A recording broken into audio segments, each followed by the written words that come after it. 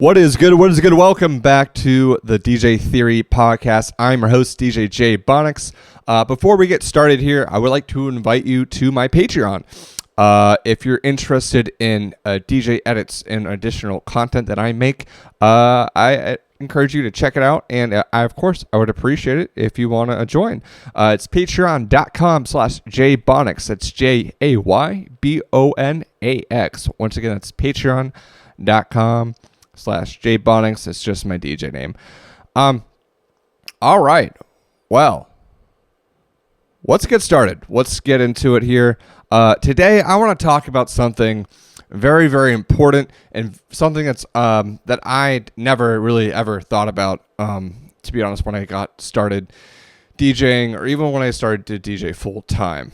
But nevertheless, I think it's something that's very, very important that we all think about throughout our entire career, whether you're just a beginner or you're touring. You know, if you're at the very, very top doing this full time, whether you're a producer or open format DJ, and whether you're just doing this locally or you're traveling, and yes, there's various capacities to doing that.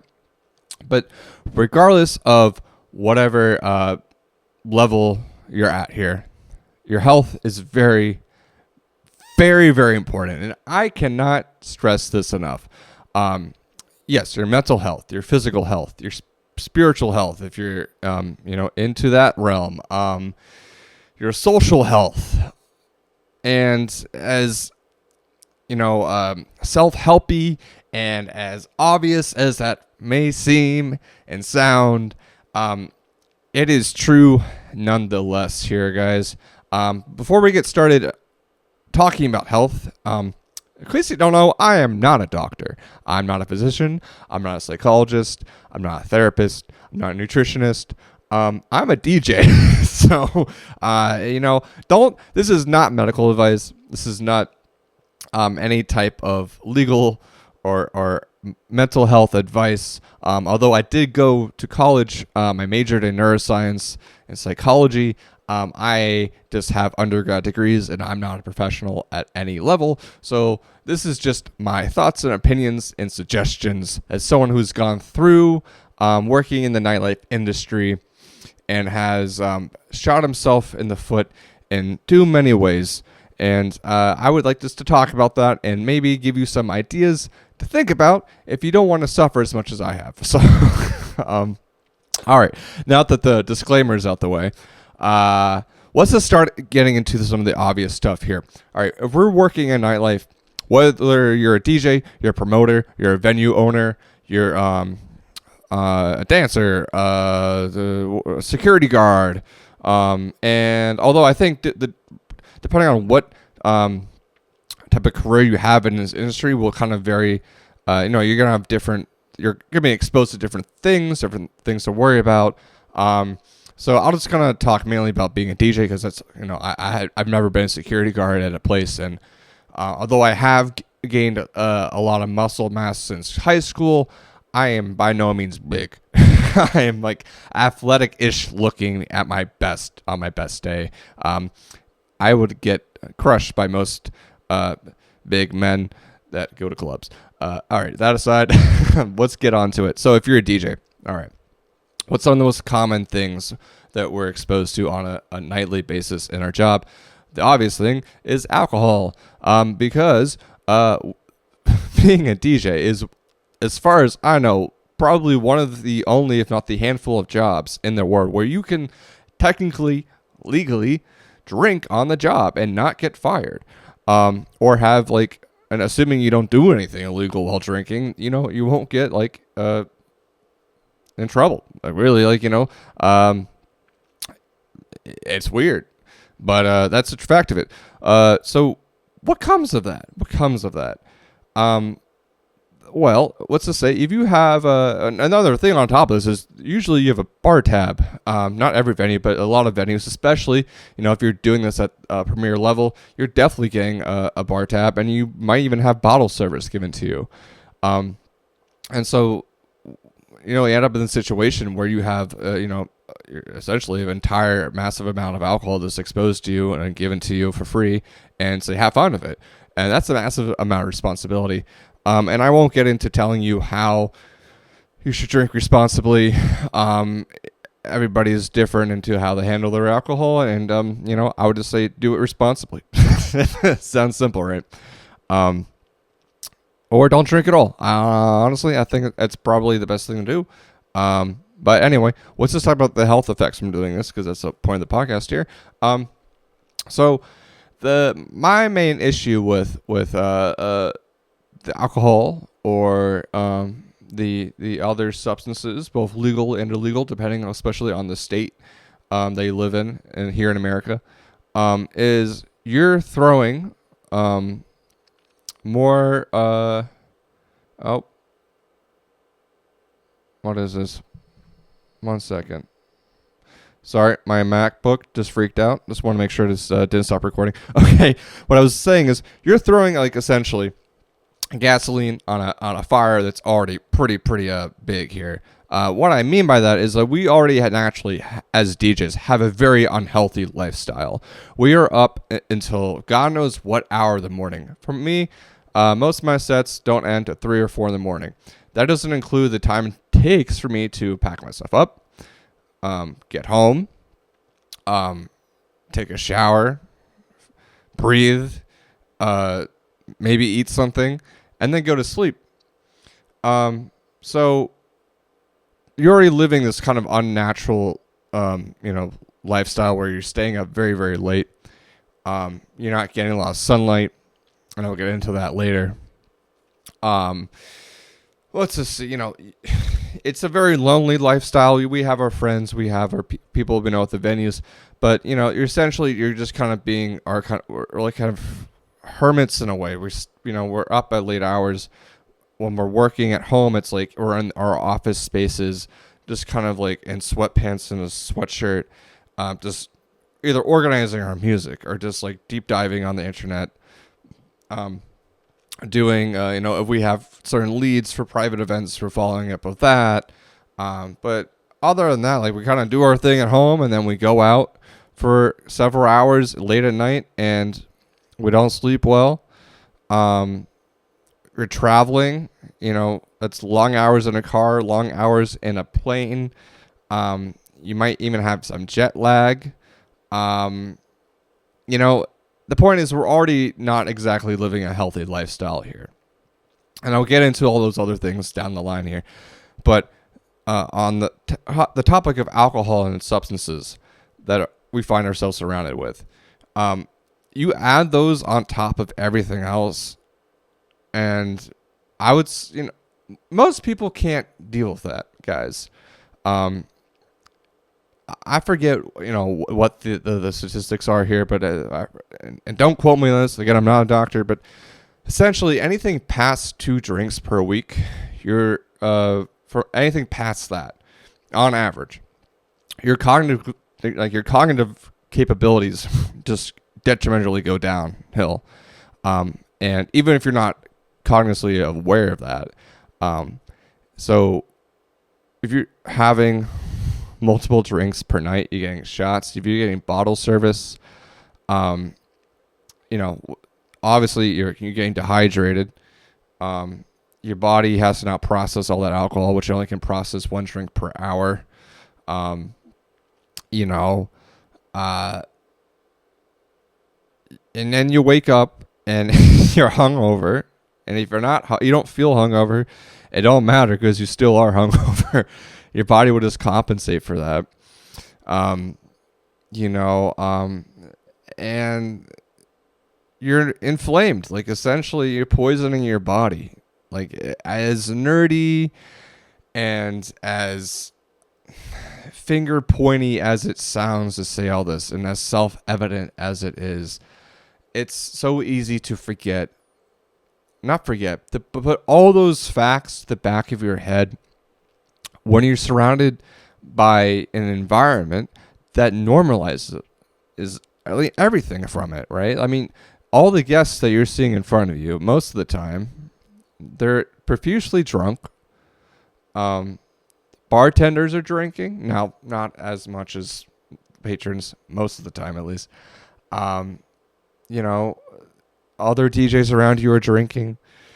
And it's all normalized. And then you see, well, and then the only thing you have to gauge your behavior from, like, how you're drinking is the people around you. Now, unfortunately, if your standard of how much you're drinking is compared to the stupid dumbass in the corner who's blacked out, like, well, then of course, like, the bar is set pretty low in terms of standards here, guys. So, yeah, so, like, obviously alcohol is gonna, listen, it's not good for you. And I'm not saying how much you should drink or don't drink or this and that, but the point is, alcohol is just profoundly just horrible for you in every way. And I'm not gonna go through all the different nerdy studies and the research and all that stuff. And I'm sure many of you are already aware of this anyway.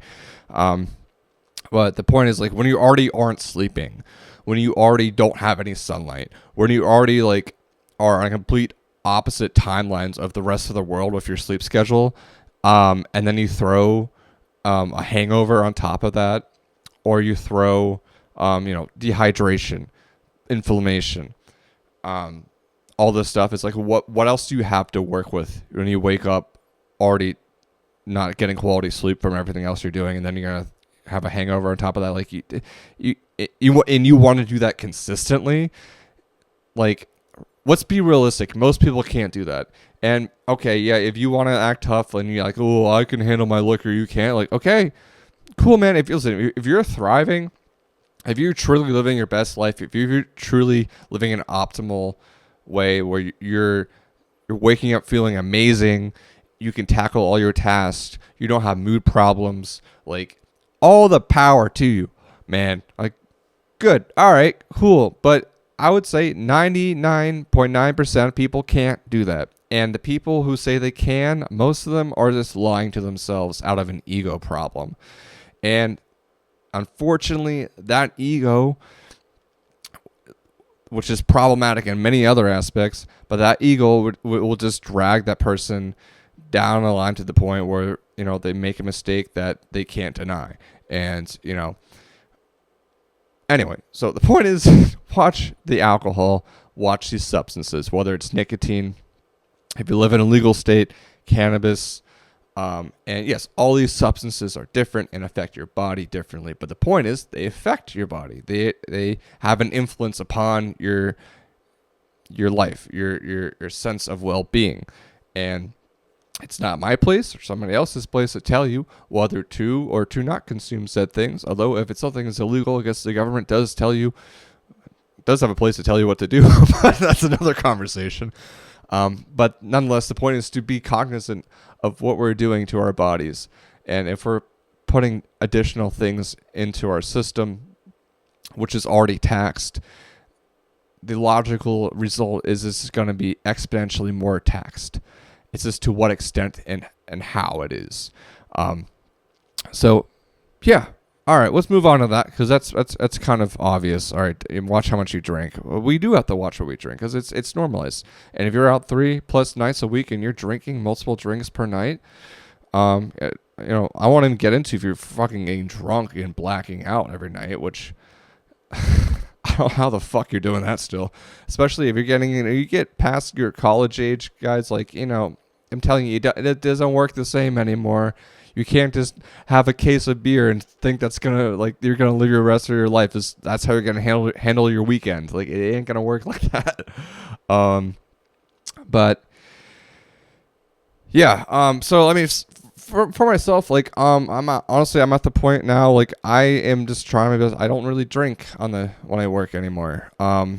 It's not saying I won't have a drink with friends, or I won't ever have a night where I stay in and order pizza and I just get wine drunk with my girlfriend, as millennial as that sounds, or whatever. Like, life is short. Doesn't mean you should live your life like a freaking robot that is optimized to just be this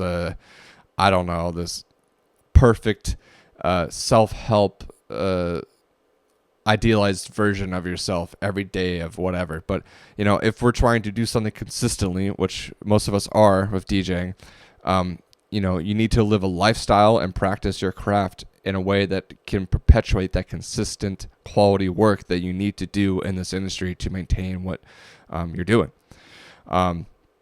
So at this point, I'm going to take a little break, and we'll get right back to it soon. All right, one sec. All right, we're back. My camera was about to die, so I had to fix that. All right, yeah, the point is, watch the alcohol, watch the nicotine, watch the cannabis, and I hope you're not doing anything harder than that, because I mean, I'll leave it there. All right, live your life, do what you want. I'm not your mom. Anyway, so if we're out in this environment and we're surrounded by all these tempting things that we really know aren't gonna help us at all do this down the line consistently, because we're thinking about the long game here. If we're wanting to stay in this game for decades at a time, we can't afford to destroy our bodies from just a few years of making horrible decisions here. So something I do to kind of substitute, kind of, again, being in that environment, but not looking like a square, if you will, because there's people who constantly come up to you. Hey, do you want a drink? Do you want a shot? Do you want this blunt? Just being honest, and you don't want to make them sad. We are in customer service. We don't want to seem like we're disrespecting it, because a lot of times people do that because they want to show love to you. It's it's a currency. A shot or a drink costs around here like $10+. Like, I mean, in a way, it's a tip. I prefer cash because it's more useful than a cup of vodka. But I mean, I appreciate the offer. But I must decline because I have had too many nights and have made too many bad decisions to drink when I work now. So I mean, and again, this isn't coming from me like pointing the finger at you guys and saying how you should live your life. This comes from your guy here making many stupid, irresponsible, irrational, asinine, can I say the word retarded decisions, and is making his best attempt at learning from them. Okay, this comes from pain and mistakes. This doesn't come from me being on my high horse and never living my life. So please know that. Anyway, going from there, what do I do now? So, and this is gonna sound, the next things I talk about are gonna sound kind of nerdy, actually very nerdy at times.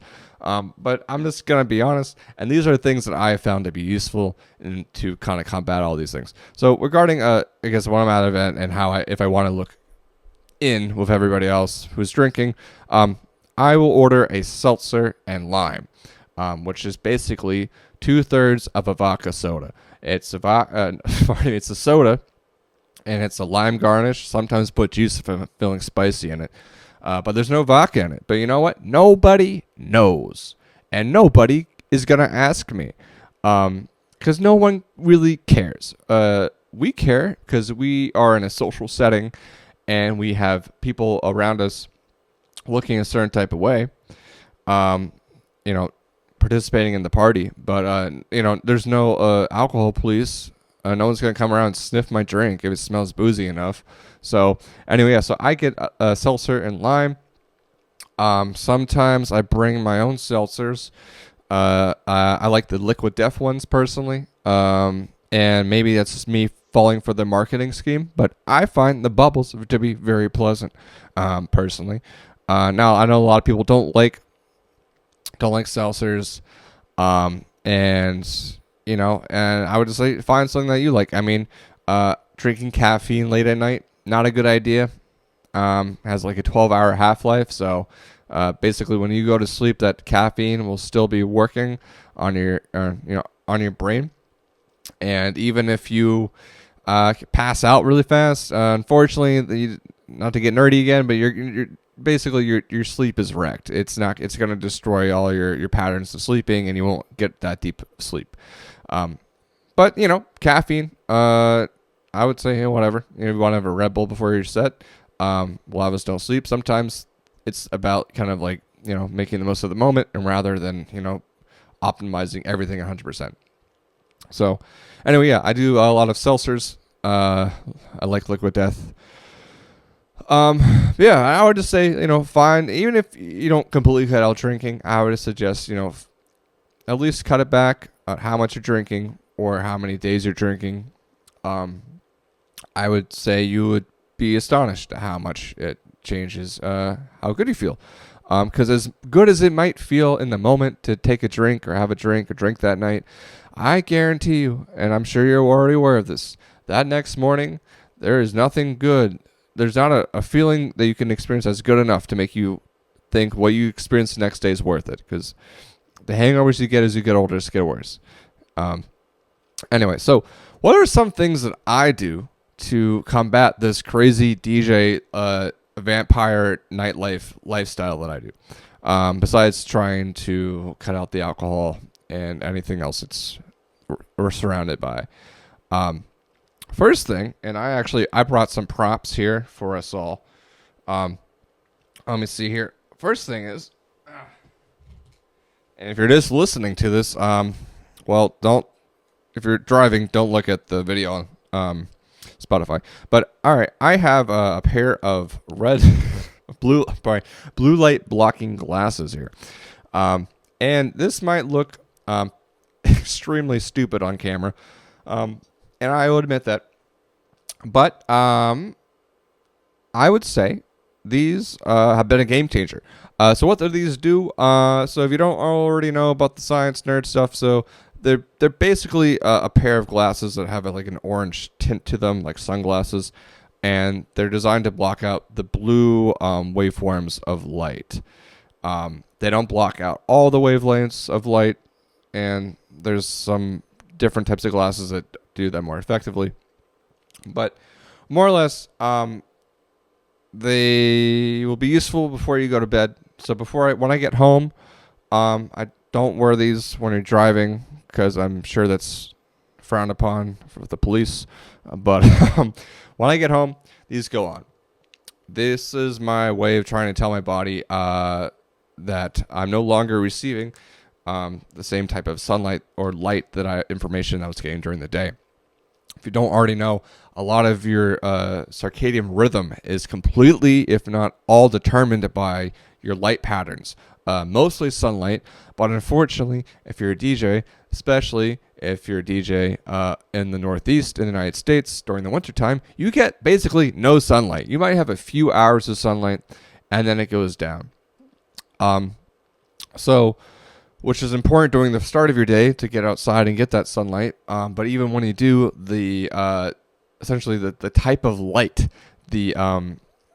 how would you say, the shade of the light, basically it's not the same as the morning time. So the morning sunlight, like around 10 a.m., that's like gonna be your most like potent waking sunlight.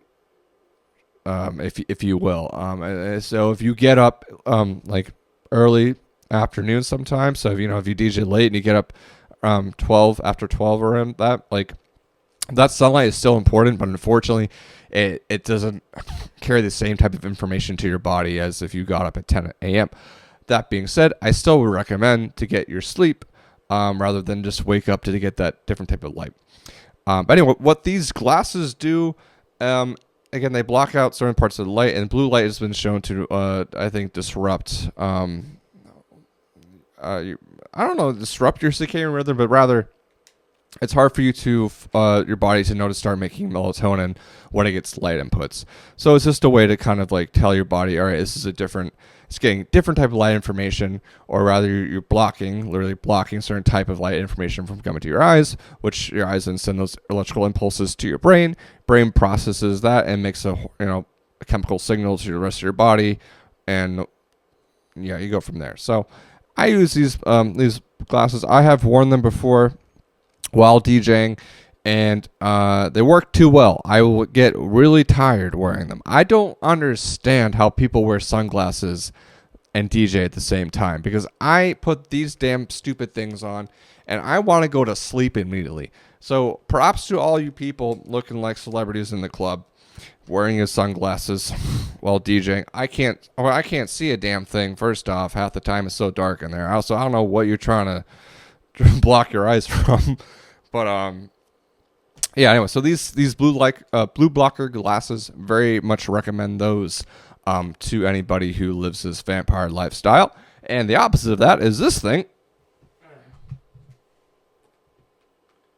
Again, don't look at this if you're driving.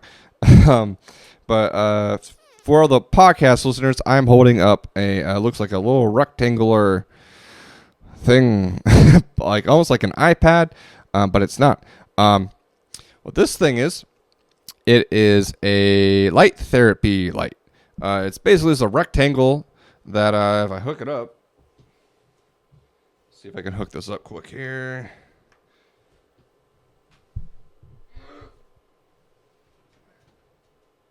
All right, so you hook it up. Has this little button on the side here, and then basically when I wake up in the morning, I just plug this in and do this. Oh, Jesus Christ! I'm screaming because it's really freaking bright. Yeah, I'm turning this shit off. Okay.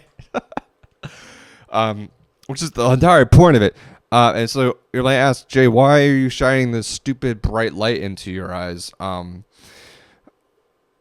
Well, I would tell you the real answer is I think it's supposed to help me get more light during the day because I don't have sunlight. Though my girlfriend thinks I'm an insane person. And it's just one of the reasons why she might think that. And I can't blame her because, between the glasses, my stupid light, and the other things I'll tell you about here soon, I would think I'm insane too. I might think I'm a psychopath, but you know what? At least I can sleep better. So, yeah, so I have this, the light therapy thing in the morning. I brush my teeth, go outside, get sunlight, like the real light, walk my dog, get things going. And then I come inside and I take all my vitamin stuff. And while I'm doing all of my vitamins and I'm drinking my water, turn the light on. And I think that gives me 10,000, I think lux is the measurement of the light, I believe. Yeah, so it's not as bright as the sun, like obviously, but it's much brighter than like your typical this light bulb in any any household.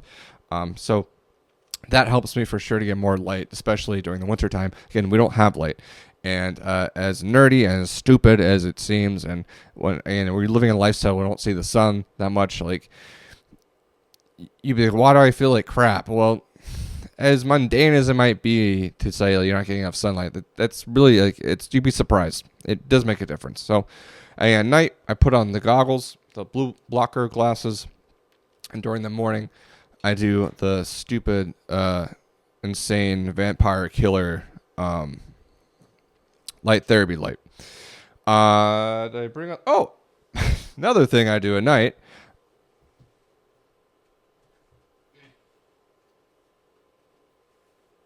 I wear this mask, and again, people who are listening, I will recommend watching this video when you're not driving, because you'll get to see all the amazing things I'm doing in person. And what I'm doing right now is I'm wearing what I put on my face before I go to sleep. And it's this very, very aesthetically pleasing face mask. And what's even better about this face mask here is it has little things built inside it that must... Hold on. What's great about this face mask is there's little things built inside it that massage my eyes. So if I turn it on, there's a little button on the side here. Let's see if I can find it. Sometimes it's hard to find it. All right, hold it down. Oh, I could hear that.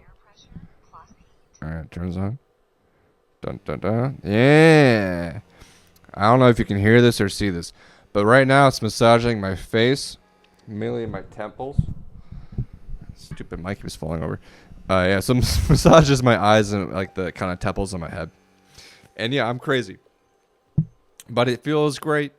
I can't wear this one when I go to bed because it has a hard shell at the end, and so it's not very comfortable. But I have a softer one, although I did lose that. It's been very sad, so I really love that one. But see, I do that.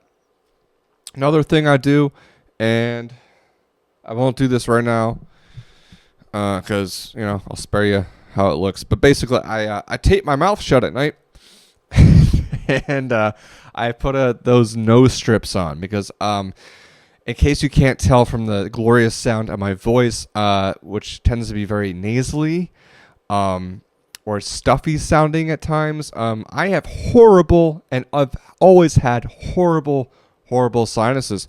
So I can't really breathe well through my nose at all, really ever. And when I get sick, it just gets worse. But at night, what that can lead to is a lot of mouth breathing, which leads to then snoring. So what I have to do, because I was just blessed with amazing sinuses and airway cavities, if I might say so, I have to tape my mouth shut. No, I don't do this in a way where I use duct tape, although I have joked with my fiance before that I will do that, but she looks at me crazy. Anyway, so I'll tape my mouth shut. I'll put my nose strip on my nose, and that helps me breathe a bit better at night and hopefully improve that sleep a bit. Some other things that maybe aren't as psychopathy that I do. Exercise. I don't exercise as much as I would like. But I tell you what, I hate working out. As obvious as that might seem for most people, like no one. Most people say I don't like to work out. I'll rephrase this. I hate everything prior to working out, because once I'm actually working out, I feel amazing. I feel like there's actually blood moving through my body. I feel pumped up. I feel like I'm forward moving, in both like the literal and mental sense. But I don't know whether it's the oxygen that my body just seems never to have enough of, or what it is. But exercise I always feel amazing afterwards, and it carries out throughout the entire day. And there's a million different benefits to that. So, and then you don't need to do anything crazy, whether it's just being on a Peloton bike for 20 minutes or just lifting, light weight for 30 minutes or something like that. I find this movement and just using your body, that helps clear a lot of, this stuff that it tends to pile up in many different regards. So exercising, very important. Another thing, which sounds very unsexy, but stretching, very, very important, especially like for us DJs who stand in the same spot for hours upon hours, usually in the same or like only using a handful of like standing positions, where a lot of us are hunching over. Our posture is not that great. I know for myself, something I've struggled with is my diaphragm will literally tighten up. Because when I'm DJing, I'm so focused. I have this kind of reflex where I kind of clench or like tighten my core, like my abs. I'm not saying I have lots of abs. I just, my stomach area. It's very tight because I just like clench down and just, staring at my laptop. I'm constantly thinking about the next song to play. And so like a physical response that I have to struggle with is I have to just remind myself to relax my diaphragm because it just tightens up so much. Another thing is like my hip flexors get very, very tight. And so I don't do this enough, but if I ever come home and I'm really just feeling it, stretching my hip flexors, doing breathing exercises are very, very useful. And as much as like I hate doing that, like when you come home, you just want to go to sleep. The last thing you want to do is some stupid, hippie, stretchy, positive affirmations and breathing exercise shit. All right. But when you just feel like bad enough and you're being miserable for so much, like you're like, okay, let me just do this. And you're going to tell yourself you shouldn't do it, but trust me, it's a proper investment. And look into stretching, breathing exercises, very useful.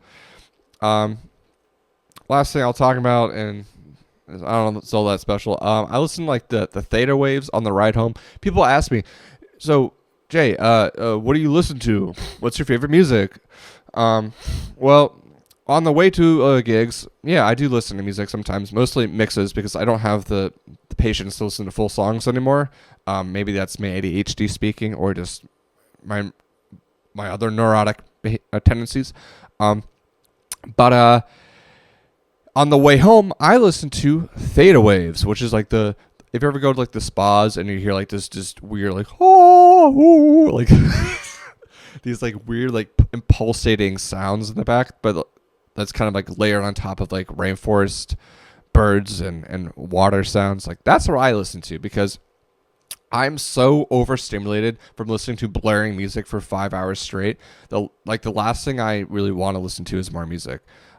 It really helps me calm down. It gets me in a kind of relaxed state. It's nerdy as hell, but I tell you, it works. So, anyway, I think I might leave it here because I do have some other things I would love to talk about. But, yeah, just in general, listen, your health is so important as a DJ. If you're doing this long term, it's vital. It is a non-negotiable at a certain point, especially if you're doing this in a professional manner. So, in short, cut out the alcohol, cut out the weed, cut out the nicotine. That might sound like a living hell for a lot of you. And I'm not blaming you, and I wish you best, and I'm not telling you what to do.